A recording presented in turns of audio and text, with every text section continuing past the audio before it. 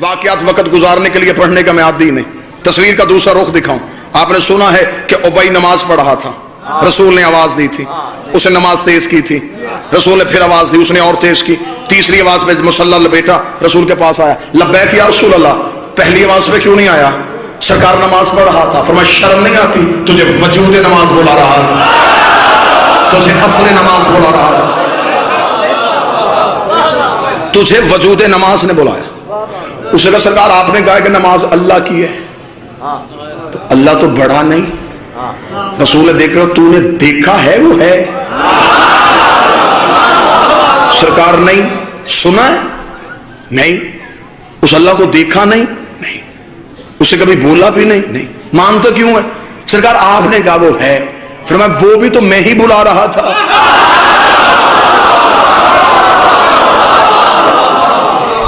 اب میں جملہ دینے لگا ہوں, میری ہے کا نام دین ہے, نہیں کا نام دین نہیں. میں نے بلایا بس. یہ تو واقعہ آپ نے سنا. تصویر کا دوسرا رخ دیکھنا. ابی رسول کی محفل سے اٹھا اور صحابہ کی محفل میں چلا گیا. صحابہ نے کہا ابی آج چہرے پہ یہ اداسی کیوں؟ ابی نے کہا آج بوڑھا ہو گیا تھا, آج پتا چلا ہے, شریعت کے مسئلے سے بے خبر رہا. آج مجھے نبی نے پاس بلا کے سمجھایا ہے کہ جب نبی آواز دے تو نماز توڑو اور نبی کی آواز میں لبیک کہو. یہ مجھے آج پتا چلا ہے. اللہ کی نماز توڑ دی جاتی ہے نبی کے بلانے پہ, اللہ کی تسبیح روک دی جاتی ہے نبی کے بلانے پہ. اتنا کہنا تھا. ابی نے کہا کہ آج مجھے مسئلے کا پتا چلا. ساتھ بیٹھا تھا ایک 450 سال کا جوان سلمان.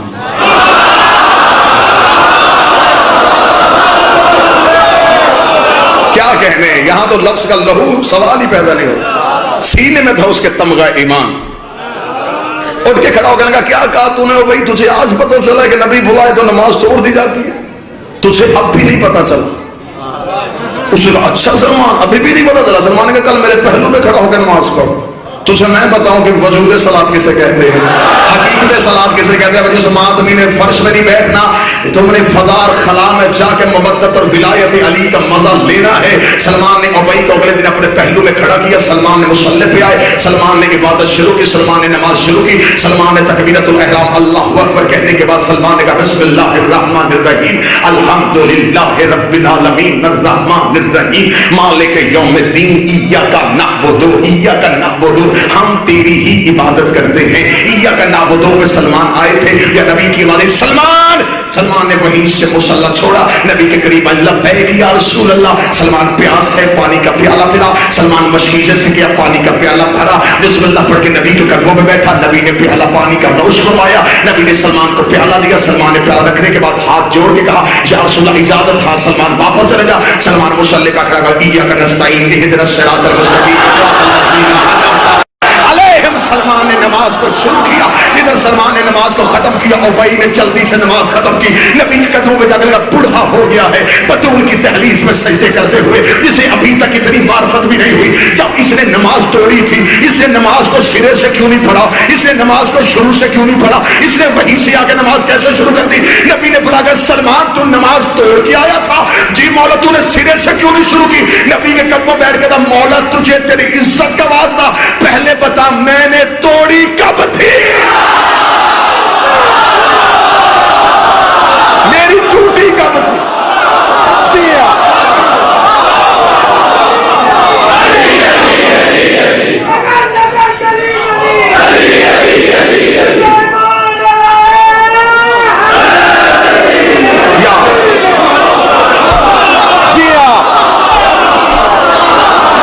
میری نماز کب ٹوٹی؟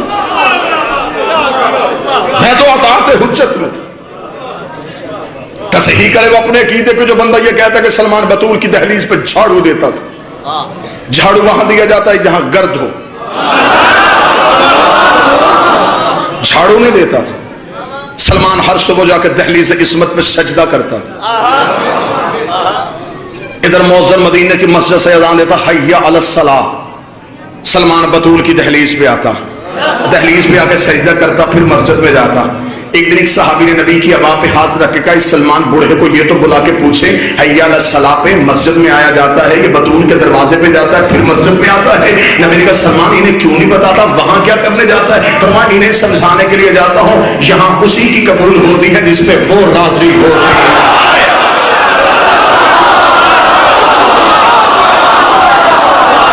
جی ہیں آپ سب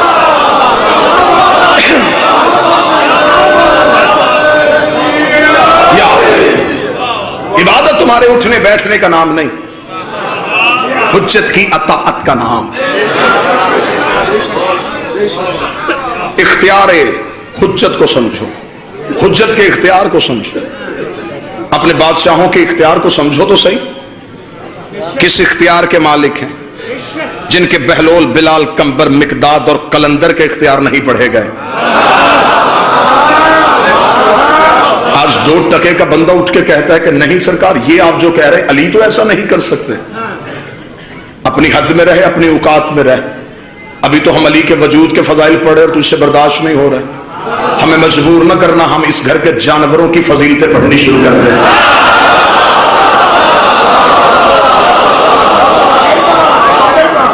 آج 2 ٹکے کا بندہ اٹھ کے کہتا ہے 14 غیب جانتے تھے۔ نبی کے گھر میں ایک اونٹنی تھی جس کا نام کسوہ تھا، وہ بھی غیب جانتی تھی۔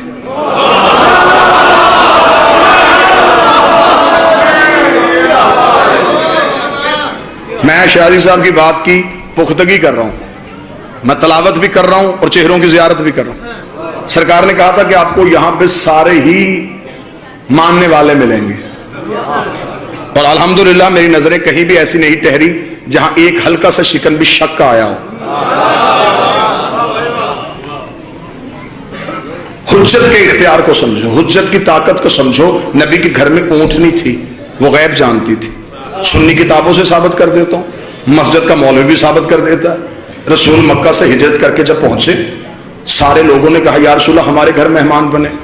رسول کا کسی کا دل دکھاؤں گا ناراض ہو جائے گا، کسوہ کی مہار چھوڑ کے جہاں یہ بیٹھے گی۔ ایسا ہے یا نہیں؟ وہ بیٹھی آ کے ابو ایوب انصاری کے دروازے پہ، اسے کس نے بتایا تھا کہ یہاں بیٹھنا ہے؟ جس اونٹنی پہ چند لمحوں کے لیے نبی سواری کرے وہ عالم غیب ہو سکتی ہے، اور جس کی خود رسول سواری بنے۔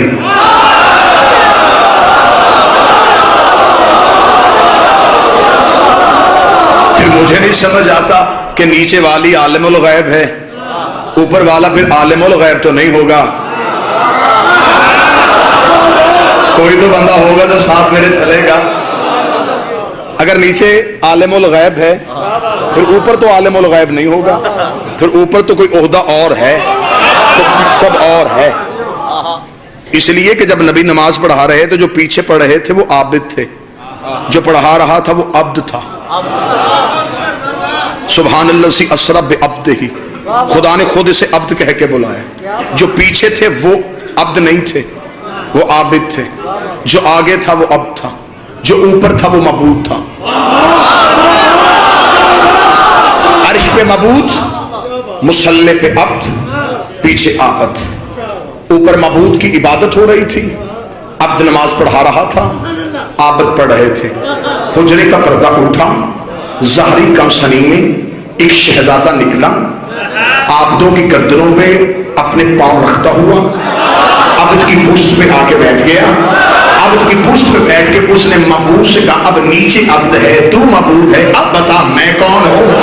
پیچھے عابد رہ گئے، آگے عبد ہو گیا، تو معبود ہو گیا۔ آواز قطعی حسین نیچے نہ اترنا، میں تجھے تیرا عہدہ بتانے لگا ہوں۔ پیچھے عابد ہیں، یہ عبد ہے، میں معبود ہوں، تو ابا عبد اللہ۔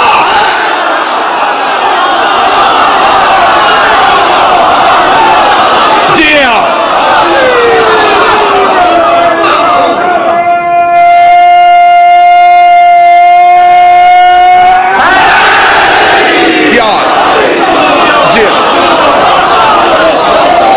حسین تو عبد اللہ۔ نہ چیلنج کرنا کہ ہم تمہیں گھر کے جانوروں کی فضیلتیں سنائیں اور پھر تجھے غش آئے۔ جانور تو پھر بھی سانس لیتے ہیں، زندگی ہے ان کے پاس۔ جانور تھے، سانس لیتے تھے، زندگی تھی. علی کے ہاتھ میں ایک لوہے کا ٹکڑا تھا. شیرازی بادشاہ زمانہ تلوار کہتا تھا، علی ذوالفقار کہتے تھے.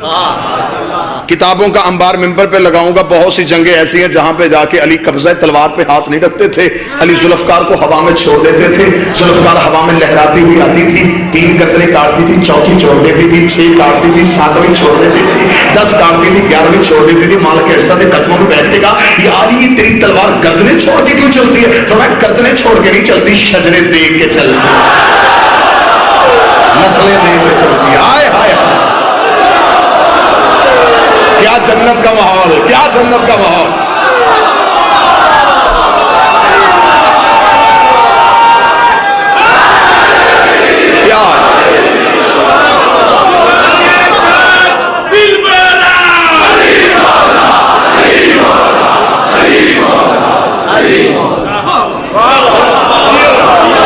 تو یہ تو بے جان کے فضائل سنائیں تو لوگ پریشان ہو جائیں. یہ سانس تو نہیں لیتی تھی نا، لیکن بہت سو کے سانس لے لیتی تھی. خود سانس نہیں لیتی تھی، اسے دیکھ کے بہت سے سانس خشک ہو جاتے تھے، اکھڑ جاتی تھی سانسیں اس کو نیام کے بستر سے اٹھتے ہوئے دیکھ کے. یہ نیام کے بستر پہ سر رکھ کے سوتی تھی تو سارے ہی سوتے تھے. واللہ با حسین 2 بادشاہ کے علم ہے. پوری مجلس سے آئیے صرف علی کی ذوالفقار سنانے کے لیے. ایک جنگ پہ دشمن علی کے قبضے پہ تھا، علی نے اس کے سینے پہ پاؤں رکھا. اس نے کہا، یا علی آپ تو کریم ہیں، آپ سے جو مانگے وہ دیتے ہیں، کچھ میں بھی مانگنا چاہتا ہوں. نے کہا بول کیا چاہتا ہے؟ کہنے لگا اپنی ذوالفقار دے دیں، اپنی تلوار دے دیں. اب علی کی دہلیز سے کوئی خالی جائے؟ ایسا ہو ہی نہیں سکتا. علی نے ذوالفقار کو ریت پہ پھینکا، اٹھا،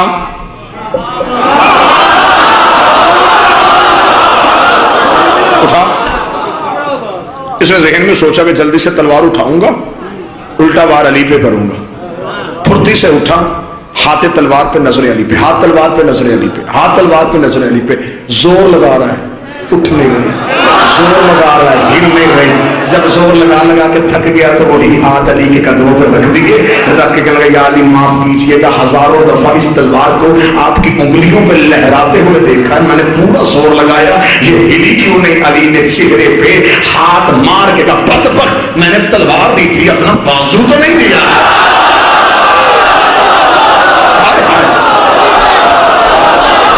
میں نے تلوار دی تھی.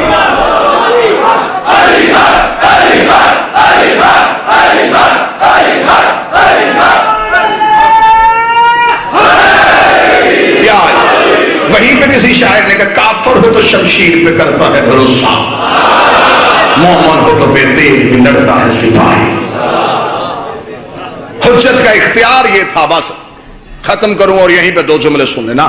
یہ تھا اختیار حجت. امام حسین مکہ سے نکل کے کربلا پہنچ گئے اور حسین کربلا میں جا کے اختیار حجت بتا رہا تھا. اگلا اختیار کسے دے دیا؟ اپنے وقت کے علی کو. یہی پہ جملہ سنیے گا، بہت کم ہوتے ہیں اس بادشاہ کے فضائل منبر سے پڑھے جاتے ہیں.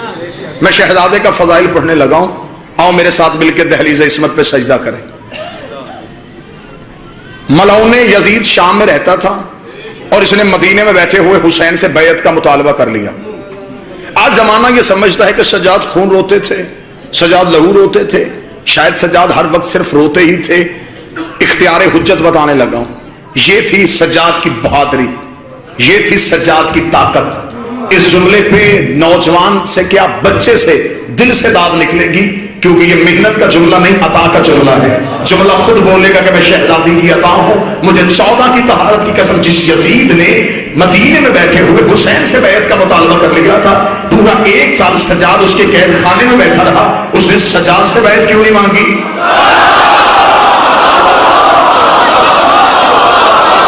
اسے امام کی بیعت چاہیے تھی نا، تو وہ سجاد سے بھی مانگتا. اسے سجاد سے کیوں نہیں مانگی؟ مجھے معاف کیجئے گا، کڑی سجاد کے ہاتھ میں نہیں، امت کے ہاتھ میں تھی. قیدی امامت نہیں تھی، امت تھی. جتنی دیر میرا بادشاہ قید خانے میں بیٹھا رہا، یزید ایک رات بھی نہیں سو سکا. بے چین کر دیا سجاد نے اسے. اس لیے تو شاعر نے کہا تھا بستر جو مخملی تھا اسے خار کر دیا، بستر جو مخملی تھا اسے خار کر دیا، سونا فرعون شام کا دشوار کر دیا، نیند اس کی باندھ کی زنجیر پا کے ساتھ سجاد نے یزید کو بیمار کر دیا.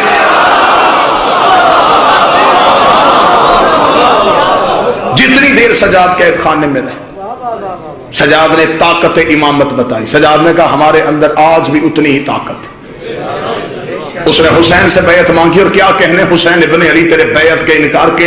زمانہ جب تک حسین حسین کرے گا حسین کے لفظ یاد آئیں گے، حسین کے جملے یاد جائیں گے. جہلم کا قدیمی ازادار مجمع، ولایت والا چہروں پہ علی ولی اللہ کی مسکراہٹ والا مجمع اس لفظ کو سنے گا. جب یزید نے ولید کے دربار میں حسین سے بیعت کا مطالبہ ولید کے ذریعے سے کیا تھا، ولید نے کہا تھا یزید کا مطالبہ ہے حسین وہ آپ سے بیعت چاہتا ہے، اور حسین آپ کیا جواب دیں گے؟ امام حسین 26 رجب کو شاہ صاحب ولید کے دربار میں کھڑے ہو گئے، ایسا طریق سال جملہ کہہ دیا جسے قیامت تک کے لیے کوئی دشمن حسین مٹا نہیں سکا. حسین نے کہا وہ کہتا ہے کہ میں اس کی بیعت کروں، اسے صرف میرا اتنا جواب لکھ کے بھیج دے، انا حسین ابن علی، انا حسین ابن علی، انا حسین ابن علی. اس نے کہا یہ پورا عرب جانتا ہے کہ آپ علی کے بیٹے ہیں، آپ یہ بتائیں بیعت کریں گے یا نہیں کریں گے، بیعت کریں گے یا نہیں کریں گے. حسین نے کہا تو صرف اسے اتنا لکھ کے بھیج کہ انا حسین ابن علی، اگلی بات وہ خود سمجھ جائے گا کہ میں علی کا بیٹا ہوں، میں علی کا بیٹا ہوں، میں علی کا بیٹا ہوں.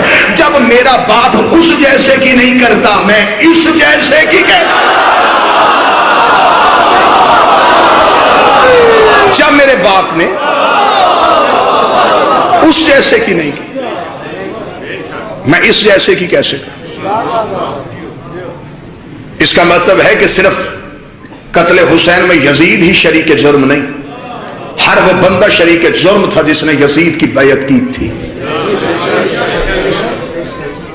جنہوں نے یزید کی بیعت کی وہ اس دور کے مسلمان تھے، ابھی نبی کو دنیا سے گئے 50 سال نہیں ہوئے تھے.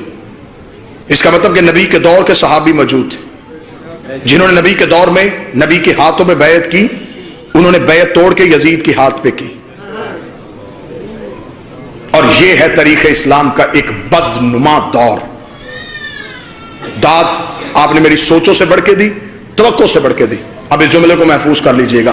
یہ تھا تاریخ مسلمان کا بدترین دور کہ رسول کے جانے کے 50 سال بعد یزید جیسا ایک فاسق فاجر بدکار مملکت اسلامیہ کا وارث بنا، اور اس دور کے مسلمانوں نے یزید کی بیعت کی. یہ جو لوگ بیعت کر رہے ہیں یہ صرف لوگ نہیں، مستقبل کے راوی ہیں. یہ لوگ صرف بیعت نہیں کر رہے، ان میں بڑے بڑے مستقبل کے محدث چھپے ہوئے ہیں.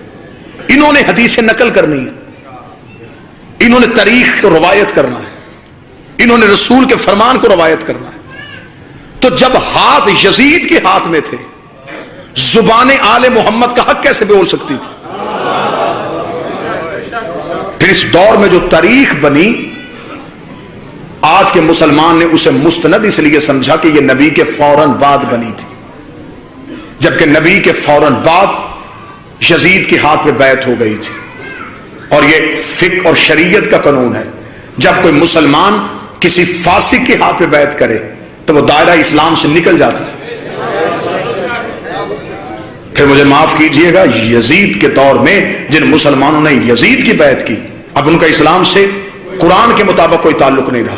پھر اس کا مطلب کہ حسین کو مسلمانوں نے نہیں مارا، مسلمانوں نے نہیں مارا، کافروں نے مارا. اور یہ تھا اختیار حجت کہ شریعت کا اور قرآن کا مسئلہ ہے کہ جب کوئی مسلمان کسی فاسق کے ہاتھ پہ بیعت کرے وہ دائرہ اسلام سے نکل جاتا ہے. اب اگر وہ دوبارہ مسلمان ہونا چاہے اور کوئی حجت موجود ہو، اسے اس کے پاس آنا پڑے گا، اس کے ہاتھ پہ دوبارہ بیعت کرنی پڑے گی، جس کے لیے کہا جاتا ہے نص ہے تجدید بیعت. بیعت کا پلٹ کے واپس آنا، بیعت کا دوبارہ قائم ہونا. وہ دوبارہ معصوم کے ہاتھ پہ بیعت کرے گا. یہ تھی حسین کی جنگ کہ لوگوں نے یزید کے ہاتھ پہ بیعت کی.